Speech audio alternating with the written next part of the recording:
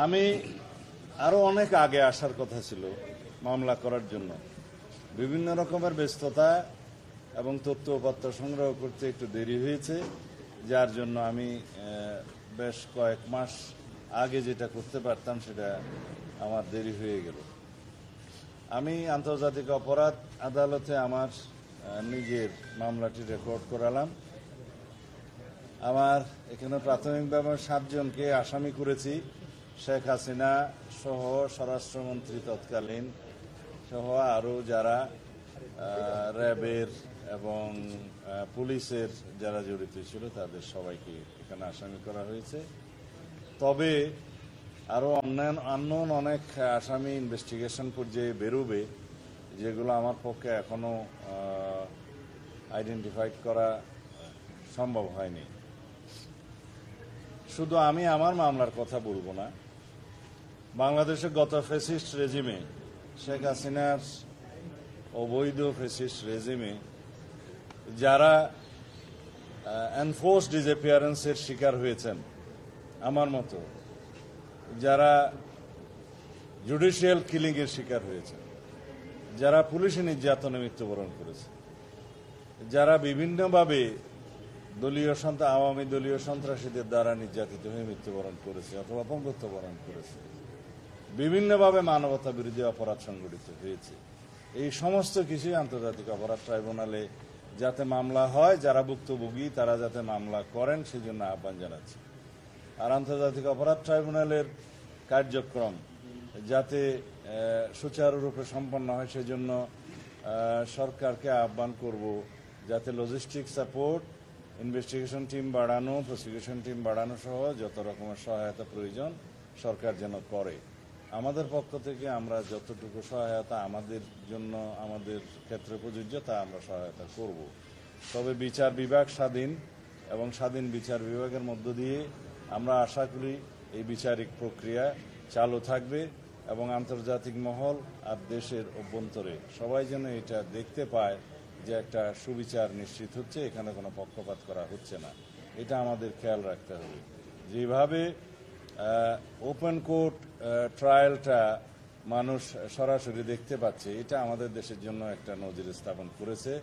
আশা করি এখন উন্মুক্ত আদালতের বিচার কার্যক্রম যদি সর্বসাধারণ দেখতে পারে তাহলে সেখানে সুবিচার নিশ্চিত হবে ইনশাআল্লাহ। এই কার্যক্রম যেন আমরা সর্বক্ষেত্রে প্রচলন করতে পারি সেটার জন্য প্রচেষ্টা নেওয়া হবে। আমাদের আলাদা আলাদা সেল আছে, শহীদ পরিবারদের সাথে সাক্ষাৎ করা, তাদেরকে সহযোগিতা করা, তাদের পরিবারকে সহযোগিতা করা, সে সন্তানদের জন্য আমরা ভবিষ্যতে তাদের শিক্ষা ব্যবস্থা, শিক্ষা সহ সমস্ত চিকিৎসা সবকিছু আমরা নিয়েছি দায়িত্ব।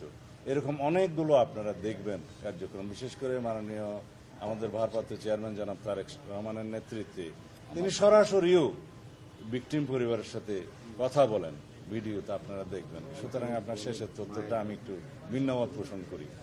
আর আমার কেন মামলা করতে দেরি হলো, আপনারা যদি প্রত্যেকদিন আমার কার্যক্রমগুলো দেখেন, রাজনৈতিক বিভিন্ন কার্যক্রম, সংস্কার কার্যক্রম, এগুলো নিয়ে এত ব্যস্ত সময় আমার কাটাতে হয়েছে যে আমি আসলে নিজের জন্য আলাদাভাবে কোনো সময় বের করতে পারিনি এতদিন। আর তথ্য উপাত্ত সংগ্রহ করা এবং আইনজীবীদের সাথে আলাপ করে একটা খুব ভালো মতো ড্রাফট রেডি করে জমা দেয়া, যাতে করে এই মামলাটা আমরা প্রমাণ করতে পারি, সেটার জন্য একটু সময় লাগে। তারপরেও আমি কিছুদিন বিলম্ব হয়েছে, সেজন্য এটার জন্য দুঃখ প্রকাশ করছি। আমি জানি যে এই বিলম্বের জন্য আমাকে জিজ্ঞেস করা হবে। আমি কি দেখতে চাই সেটা ন্যায় বিচার না।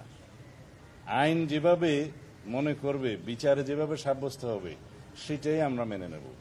আমি তো চাইব সর্বোচ্চ সাজা হোক, কিন্তু আইন আদালত সেটা সিদ্ধান্ত নেবে যে কোন সাজা তাদেরকে প্রমাণ করা হবে, দেয়া হবে এবং কিভাবে আমরা প্রমাণ করতে পারলাম সেটার উপর নির্ভর করবে। সুতরাং বিচারের বিষয়ে কিন্তু স্পেসিফিক এভাবে বলা যায় না যে আমি অমুকের ফাঁসি চাই, অমুকের এই চাই। আমাকে প্রমাণ করার দায়িত্ব আমার, এবং কোর্ট বুঝবে, আদালত সিদ্ধান্ত নেবে কোন সাজা দিবে।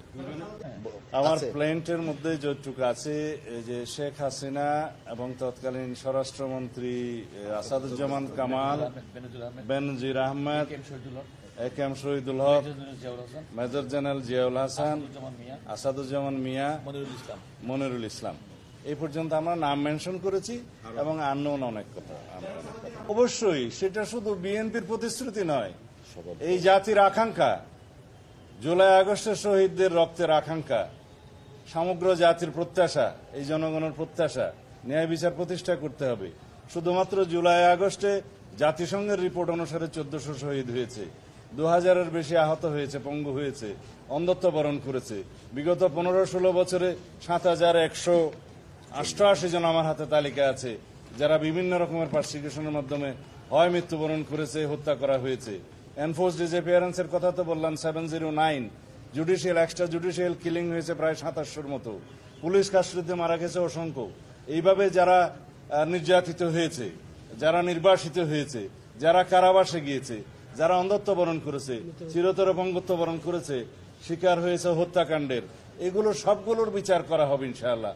তবে এতগুলো বিচার করার জন্য আমাদের হয়তো ভবিষ্যতে আরো ট্রাইব্যুনাল বাড়াতে হবে, প্রসিকিউশন টিম বাড়াতে হবে, ইনভেস্টিগেশন টিম বাড়াতে হবে।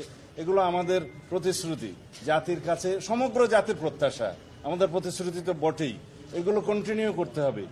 সমস্ত রেকর্ড সবকিছু আমাদের কাছে আছে, কিন্তু বিচার যারা প্রার্থী তাদেরকে দয়া করে এসে মামলা দায়ের করতে হবে, এইটুকু তাদের কাজ। আপনারা আন্তর্জাতিক অপরাধ অনেক দেখেছেন, দ্বিতীয় বিশ্বযুদ্ধের পরে অনেক অপরাধের কথা আপনারা শুনেছেন, নুরেমবার্গ ট্রাইব্যুনালের কথা শুনেছেন। এগুলো একদিনে সমাপ্ত হয়নি, ইট টেক্স টাইম, এবং এরপর হয়তো আপিল হবে, যা কিছু হবে, কিন্তু ন্যায় বিচার প্রতিষ্ঠা করা হবে। বাংলাদেশে যাতে ভবিষ্যতে এরকমের কোনো আর কেউ কোনো ফেসিস্টের কোনো জন্ম না হয়, কোনো ফেসিবাদের জন্ম না হয়, সেই ধরনের রাষ্ট্র ব্যবস্থা যেমন আমরা কায়েম করতে চাই, এই বিচারও সুবিচার নিশ্চিত করেও আমাদেরকে সেটার দৃষ্টান্ত স্থাপন করতে হবে যে বাংলাদেশের ভবিষ্যৎ আমরা কিরকম চাই। ধন্যবাদ।